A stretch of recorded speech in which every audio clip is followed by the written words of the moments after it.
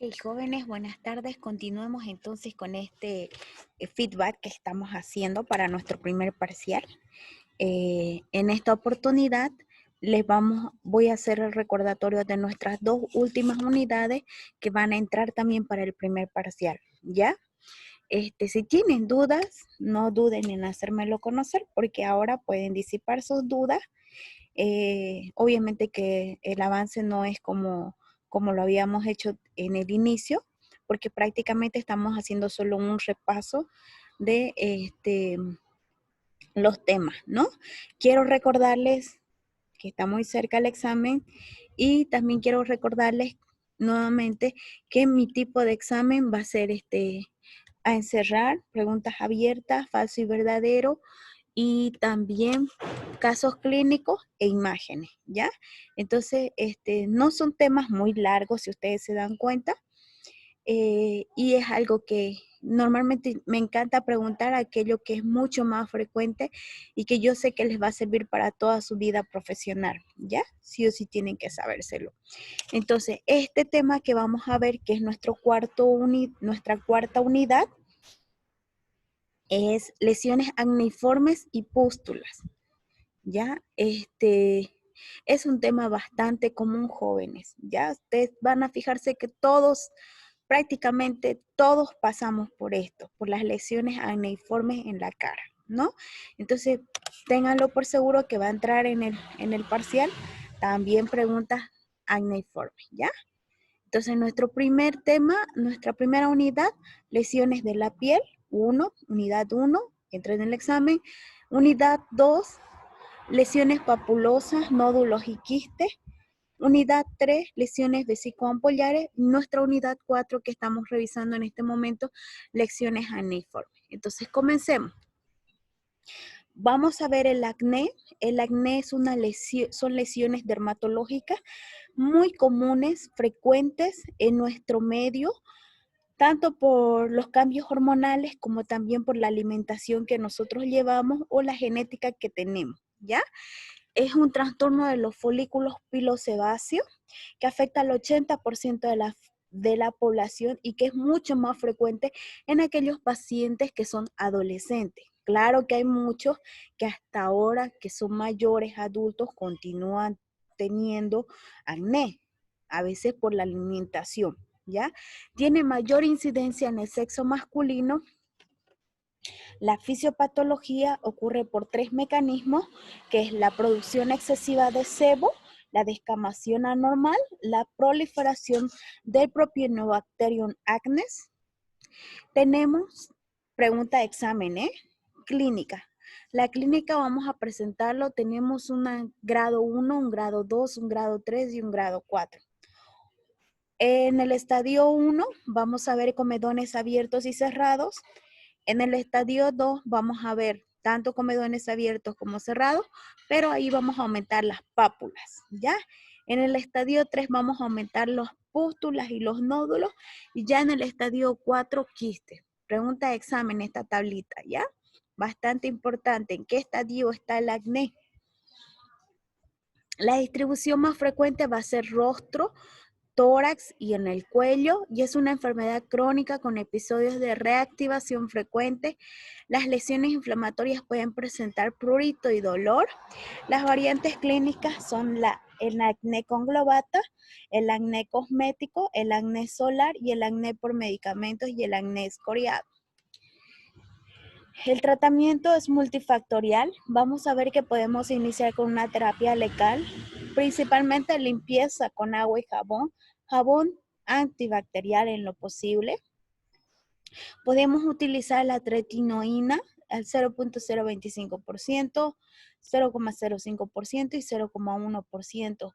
Utilizamos también el ácido salicílico, el peróxido de bencilo al 2.5% o al 10%. Muchas veces utilizamos antibióticos como la eritromicina, 2 a 4%, y clindamicina, 2%, y también el azufre. Hay que hacer un diagnóstico diferencial con el acné rosácea, con la foliculitis y con la hidradenitis, ¿ya? Y muchas veces cuando ya son un estadio 4, 3, 4, prácticamente hacemos terapias sistémicas porque ya está muy avanzado, el acné, utilizamos en estos casos la tetraciclina, la doxiciclina, la minociclina y la isotretinoína, ¿ya? Podemos utilizar otras terapias que ahora se están utilizando como la cripoterona y la dermabrasión y el ácido glicólico, ya que muchas veces se está utilizando ahorita en esos tratamientos dermatológicos. Les muestro una imagen. Este es un estadio 1, 2, 2 diría yo, sí. ¿No? ¿Cuál es nuestro estadio 2? Fíjense. Recordemos, comedones abiertos, comedones cerrados 1. El estadio 2 aumentan las pápulas. Si ustedes se fijan, el paciente ahí ya tiene pápulas. En el estadio 3 aumentan las pústulas y los nódulos y en el estadio 4 los quistes. No nos olvidemos, ¿ya? Entonces, un estadio 2, pápulas, comedones abiertos y cerrados. Un estadio 2, comedones abiertos y cerrados. Este es un estadio 3, comedones abiertos, cerrados, pápulas, nódulos. Yo ya veo nódulos ahí. No veo pústulas. Ah, no, aquí tiene una pequeña pústula a nivel de la barbilla. Aquí un estadio 4 con seguridad, porque ya presenta, aparte de los nódulos, presenta quistes.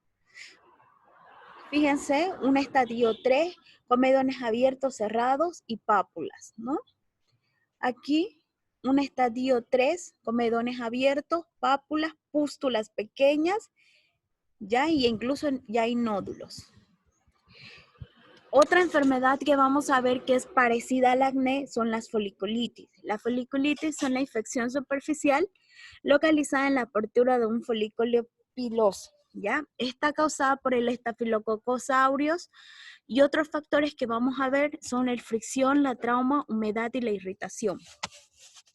La clínica está dada por pequeñas pápulas y pústulas rodeadas de eritema y la localización más frecuente que vamos a encontrar es en los miembros inferiores, superiores y el cuero cabelludo y cuello. El tratamiento lo hacemos con antisépticos locales y los antibióticos tópicos como la neomicina, bacitracina y la polimixina. Fíjense, foliculitis, donde está saliendo el folículo, ahí es un eritema y una pápula. Aquí igual, fíjense, foliculitis en toda la piel, ¿no? Aquí miren bien clarito, donde está saliendo el folículo piloso, una pequeña vesícula con contenido purulento y un halo eritematoso. Aquí miren más de cerca, ¿no? Donde está saliendo justo el folículo, vemos un halo eritematoso, una vesícula con contenido purulento. La forunculosis, entonces la primera que hemos visto es el acné, luego hemos visto la foliculitis y ahora vamos a ver la forunculosis. La forunculosis, o también conocido como los abscesos, o también conocido como los puchichis, como le saben decir los niños, o las personas que no tienen conocimiento médico, dicen puchichis, ¿no es verdad? Es eso, furunculosis. Es una infección por el estafilococo coagulasa positivo que afecta al tejido circundante y al folículo pilosebáceo. La clínica se inicia como un nódulo inflamatorio sensible y profundo y al cabo de unos días muchas veces se torna fluctuante con necrosis y fluctuación de débito purulento. Se acompaña de dolor y es frecuente la recurrencia. El tratamiento que hacemos en los abscesos, puchichi o forunculosis es el drenaje, es aperturar esa vesícula, o más bien dicho, nodulación, y prácticamente sacar todo el débito purulento. Y utilizamos antibióticos sistémicos como la dicloxacilina, la eritromicina y la cefalexina. Les muestro aquí imagen de una forunculosis o absceso también. A mí me encanta llamarle absceso.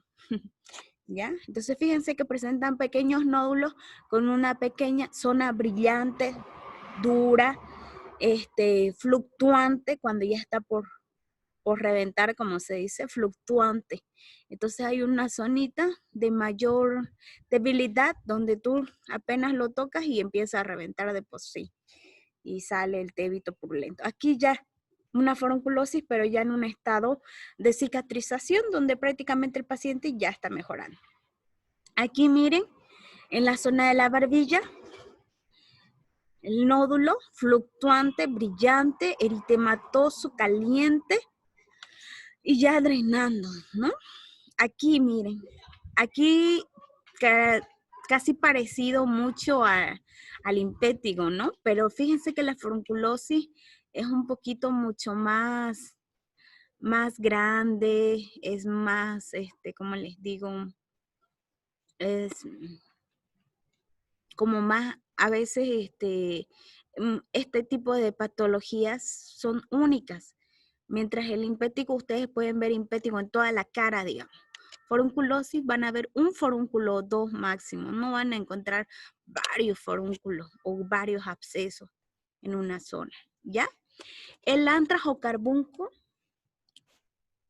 es casi igual, es casi el mismo, ¿ya? Pero en ya hay agrupaciones de forúnculos, ¿ya? Ya no es uno solo o dos, hay agrupaciones de forúnculos donde estos están interconectados entre sí y con diferentes orificios de salida al exterior, se acompañan de dolor, malestar general, fiebre y escalofrío. Pueden suceder complicaciones como la sepsis, la necrosis profunda. Y el tratamiento que hacemos es mismo que la forunculosis. Utilizamos la dicloxacilina, la eritromicina, ya utilizamos los antibióticos sistémicos. Otro que vamos a encontrar, que lo vamos a ver en distintas patologías, pero la hemos clasificado también dentro de las lesiones acneiformes y pustulosas, la candidiasis, que es un proceso infeccioso causado por la levadura Candida albicans, que es habitualmente saprófita en nuestra mucosa, pero no en la piel. Entonces, cuando por factores predisponentes se da una infección cutánea, el ambiente caliente y húmedo, la obesidad, diabetes y otros estados de inmunosupresión, Candida albicans puede hacerse patógena ingresando a la parte interna, ¿no? La causa del cambio del organismo saprófito a patógeno no se conoce. La clínica que va a presentar áreas eritematosas cercadas de pústulas satélites, puede haber maceración, exudado, descamación y se presenta en áreas de intértrigo, es crónica y generalmente es asintomática y rara vez se hace sistémica. Podemos verla como tinea cruris, dermatitis seborreica, psoriasis invertida. Hay que hacerle ese diagnóstico diferencial y hay que confirmarlo con el diagnóstico de preparación de KOH, que es el examen micológico directo. El tratamiento que hacemos en estos pacientes son cuidados generales, ropas de algodón, mantener seca la piel, porque esto normalmente es por la humedad.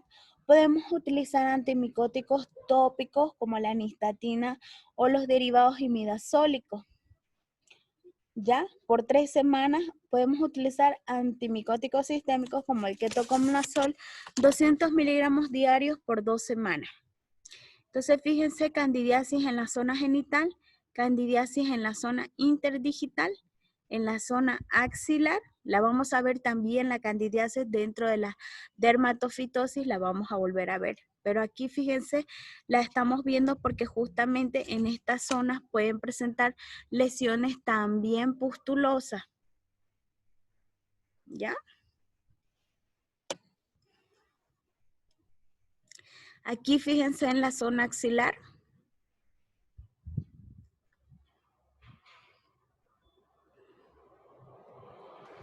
La milaria rubra o sudamina, que es una erupción cutánea, no es muy común, pero sí la vemos en los niños más que todo y cuando hay cambios de humedad. Es lo que comúnmente le dicen pitaí, la milaria rubra o sudamina, como el pitaí, como que le salen pequeñas eritemas, lesiones eritematosas, incluso a veces hasta papulosas en la piel, ¿ya? Es más común, como les digo, en ambientes calientes y húmedos y se produce una obstrucción queratínica de los ductos sudoríparos o diferentes niveles. La clínica que va a presentar estos pacientes son microvesículas micropapulares pequeñísimas, eritematosas y micropústulas, bien pequeñitas. Áreas de distribución más frecuentes, el tórax superior, el cuello y la frente, ¿no? El pitaí, no sé si alguna vez han visto. Proceso crónico de que depende muchas veces de los cambios del clima y generalmente se puede acompañar con prurito. El tratamiento que hacemos es cuidados generales, ambiente seco, ropa liviana, lociones refrescantes como la calamina o manzanilla. Fíjense, aquí milaria rubra, pequeñas, bien microvesículas, micropústulas, microeritemas, se puede decir, ¿no? Pero en toda la piel, en toda la zona. Milaria rubra, muy común en los niñitos. Cuando hay cambios de clima les sale, ¿no? A veces el pitaí le saben decir. Milaria rubra en nuestro lenguaje médico, jóvenes.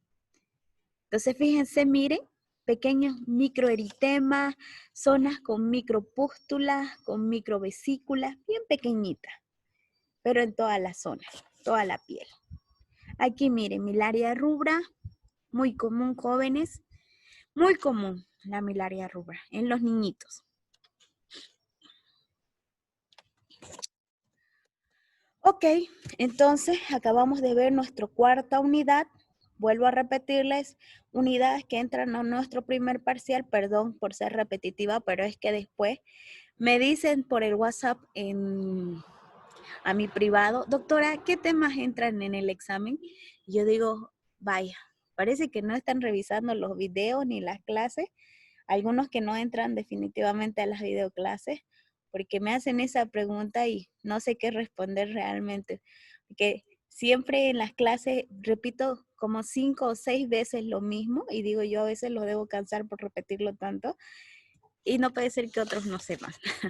Así que se los cuento como anécdota para que sepan por qué es tan repetitiva en las clases, ¿ya? Entonces, enfermedades de la piel hemos visto, enfermedades vesicoampollares, lesiones nodulares,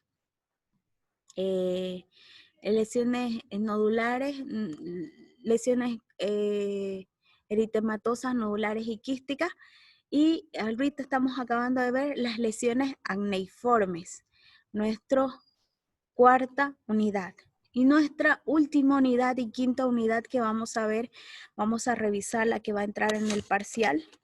Son inmunología, es un tema feíto, pero que la tomamos dentro de la parte de dermatología, porque justamente después a partir de eso, para el segundo parcial, vamos a ver patologías inmunológicas que nos presentan con síntomas dermatológicos.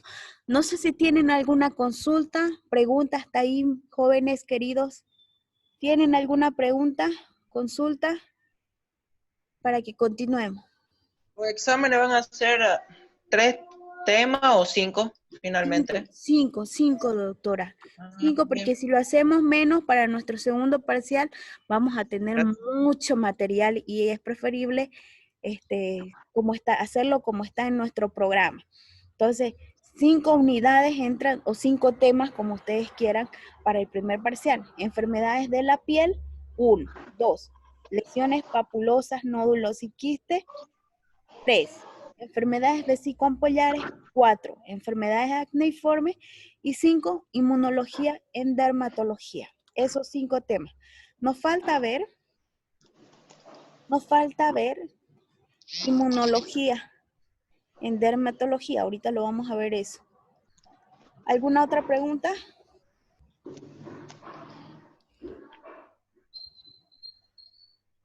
Inmunología básica y alguna otra pregunta.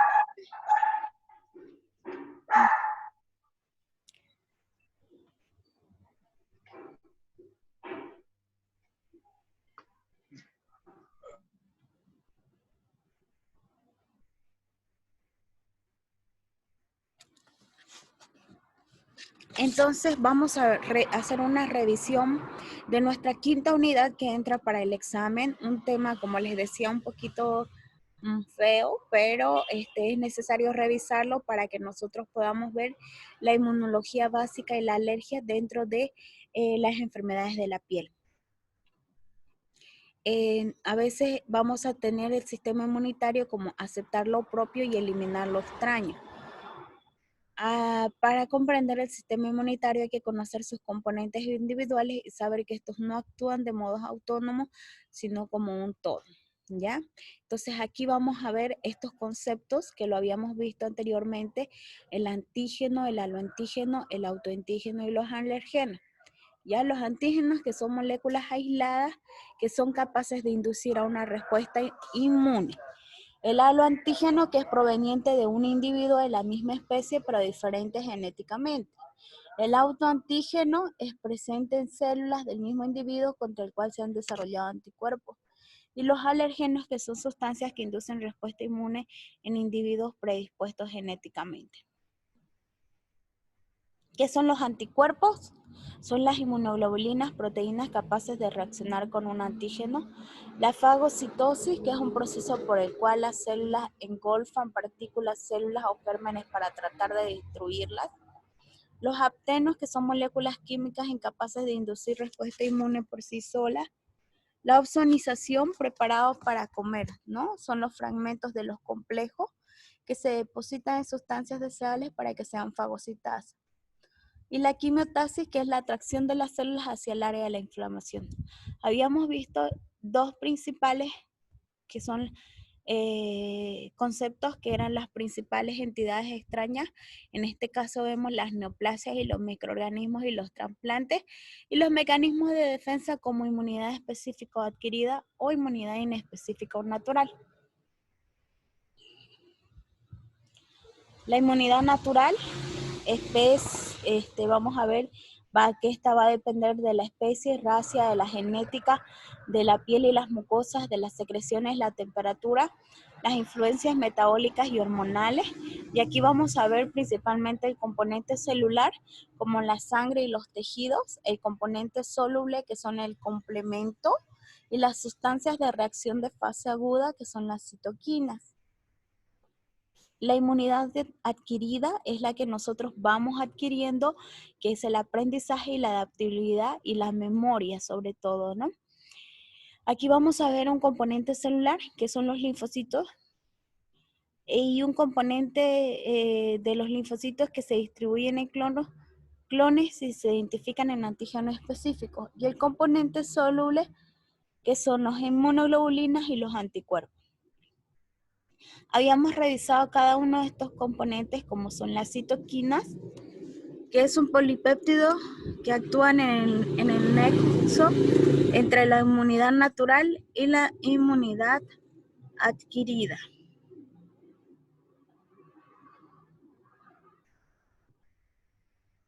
Regulan la magnitud de la respuesta inmunitaria y la inflamación y no tienen especificidad antigénica y son secretadas por los linfocitos y monocitos y pueden actuar de forma conjunta o antagónica, ¿no? Y aquí les mostré las imágenes de cómo funcionan estas citoquinas.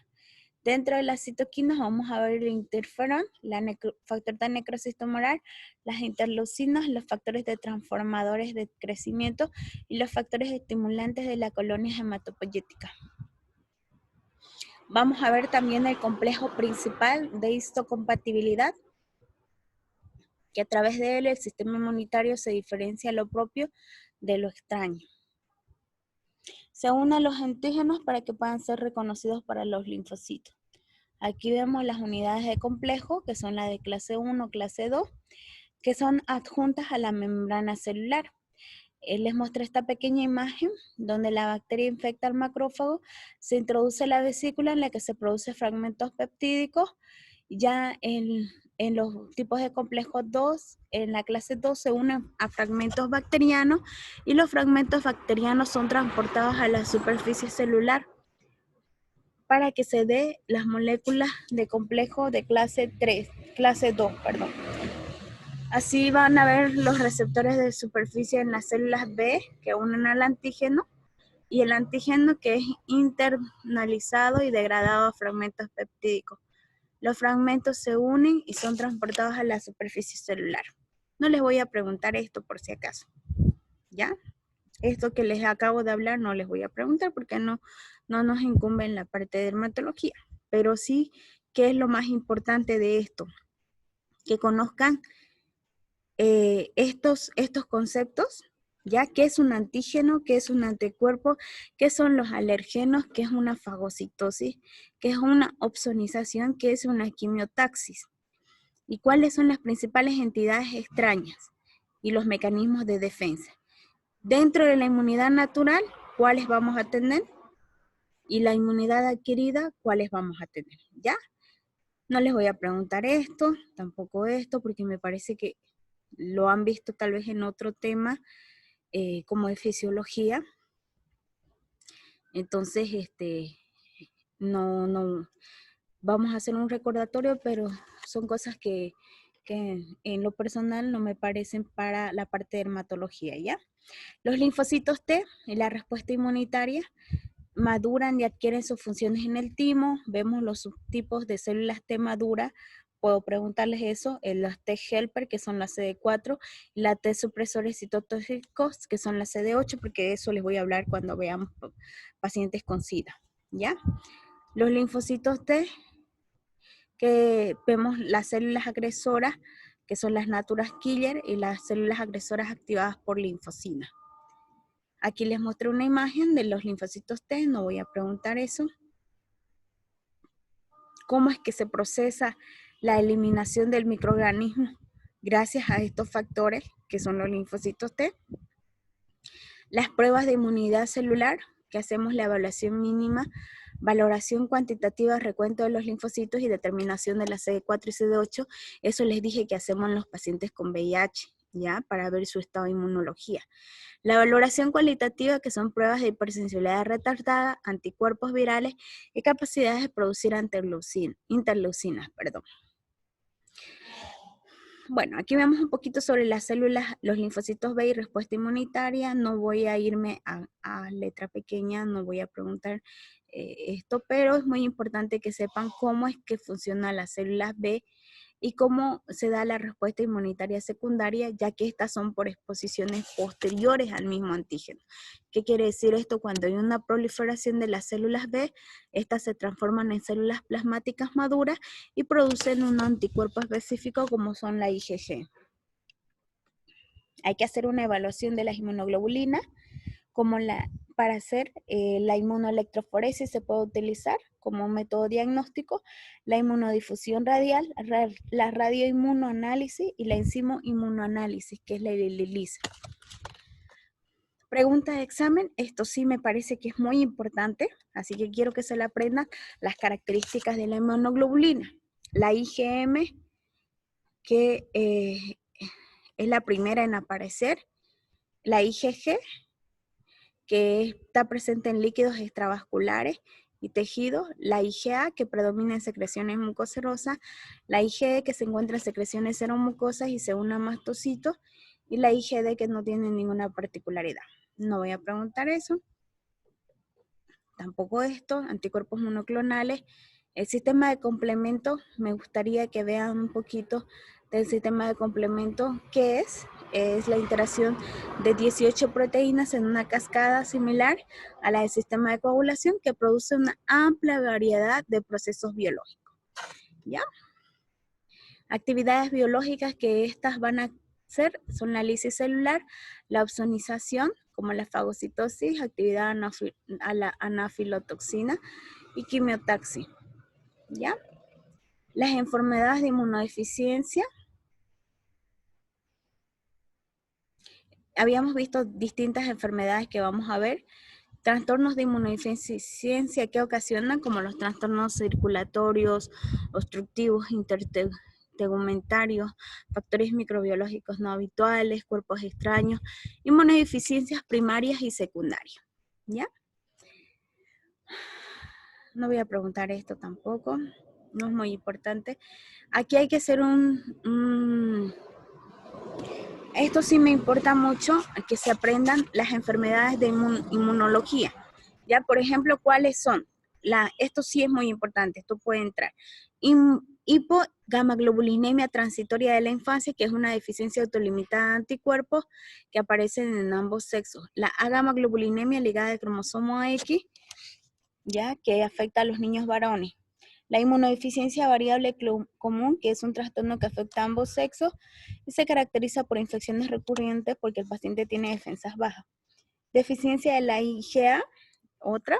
El síndrome de Dijon, que es una inmunodeficiencia congénita caracterizada por tetania hipocalcémica. La candidiasis mucocutánea crónica, aquellos pacientes que todo el tiempo están con micosis, ¿ya? En aquellos pacientes que tienen infección persistente al cándida, síndrome de Wilcox-Aldrich, que es un trastorno recesivo ligado al X en niños varones, el síndrome de hiper-IgE, los síndromes de deficiencia esplénica. ¿Cómo vamos a hacer el diagnóstico? Esto sí es importante, hacer la historia familiar, hacer la historia de reacciones adversas, inmunizaciones, el tipo de infecciones, la edad menor a 6 meses, laboratorios como la IgG, IgM, IgE, IgA y pruebas especiales y hacer un tratamiento que vaya justamente al diagnóstico prenatal y justamente a no recibir vacunas vivas. Inmunodeficiencia secundaria que se puede dar en lactantes. Aquí es muy importante que revisemos las enfermedades infecciosas, hematológicas y las cirugías y traumatismos. ¿Ya? No vamos a hacer un hincapié en los trastornos de la hipersensibilidad. Me interesa mucho que sepan que es una alergia, que es una respuesta inmune nociva desencadenada por una IgA externo no patógeno en una persona que previamente ha sido sensibilizada por él por tener una predisposición genética. Y las enfermedades más frecuentes de alergia, que son las enfermedades atópicas, la intolerancia alimentaria, la mastocitosis, la urticaria y el angioedema. Ya esas enfermedades más frecuentes. Solamente que sepan cuáles son dentro de las alergias. ¿Cómo hacemos el tratamiento en las reacciones anafilácticas? Esto sí es importante. Con la epinefrina, ver las vías aéreas libres, vía endovenosa, colocar una solución fisiológica o Ringer. Podemos utilizar la hidrocortisona y los antihistamínicos. Y el diagnóstico, ¿cómo lo hacemos de los trastornos de hipersensibilidad? Hacemos una historia clínica bastante minuciosa, hacemos laboratorios de hemograma para ver los eosinófilos y los niveles elevados de IgE. Pruebas específicas, pruebas del pinchazo, prueba intradérmica, el RAS, que son las pruebas de alérgico absorción, y pruebas de provocación. ¿Ya? No nos vamos a ir. El tratamiento, obviamente, evitar el alergeno y la desensibilización y los antihistamínicos, ¿ya? Bueno, esto no voy a preguntar tampoco los tipos de hipersensibilidad, pero es muy importante que vean por lo menos cuáles son. Por ejemplo, en este caso, los cuadros clínicos de dermatitis de contacto, rechazo a los injertos, los granulomas por microorganismos intracelulares y el diagnóstico que lo hacemos con las pruebas de parche o blastoféresis. Bueno, y con eso prácticamente hemos finalizado nuestra quinta unidad. Preguntas, jóvenes. Este tema de inmunología como un poquito muy cargosa, diría yo. Pero es necesario para podernos aprender las alergias, más que todo, cómo funcionan las alergias en la piel y también las dermatitis de contacto. Por eso es que la avanzamos, ¿ya? Es un tema que está dentro de nuestro programa, así que no la puedo hacerla a un lado, ¿ya? Pero lo que les he dicho, lo más importante, eso es lo que va a entrar, ¿ya? Preguntas jóvenes sobre el primer parcial, dudas que tengan. Vuelvo a repetir, preguntas abiertas para encerrar falso y verdadero, imágenes y casos clínicos. Mis casos clínicos, les he presentado muchas veces casos clínicos jóvenes. Paciente, por ejemplo, de 15 años con un cuadro clínico de larga data, ¿ya? De más o menos 6 meses a 1 año, que presenta lesiones papulosas, nodulares, quísticas en la piel, en todo el rostro, ¿ya? Diagnóstico, acné, ¿no? Tratamiento, ¿cómo hacemos el tratamiento del acné? Con el azufre, el peróxido de bencilo, utilizamos la tretinoína y utilizamos también antibióticos como la dicloxacilina y la eritromicina. Así más o menos el caso clínico, ¿ya? O podemos mostrarles una imagen donde diga, bueno, paciente de 15 años que presenta lesiones mostradas en la imagen. Describa usted qué imágenes son y cuál es su posible diagnóstico. ¿Ya? Entonces ustedes pondrán ahí, ven la imagen y dicen, bueno, esto me parece que es una herpes zóster, por ejemplo.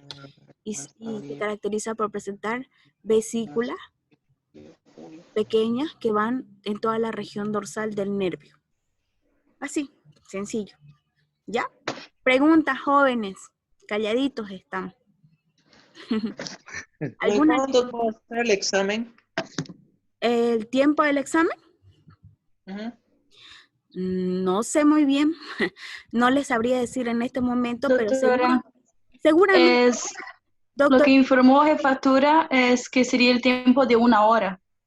si les ha dicho así, seguramente jefatura les va a pasar cómo va a ser el examen, cómo tienen que entrar a la plataforma para dar el examen.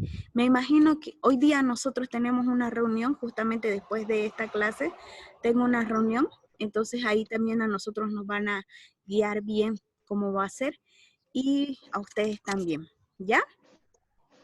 Entonces, ¿alguna pregunta más, mis jóvenes? Porque ya estamos casi por finalizar. Doctora, disculpe, anteriormente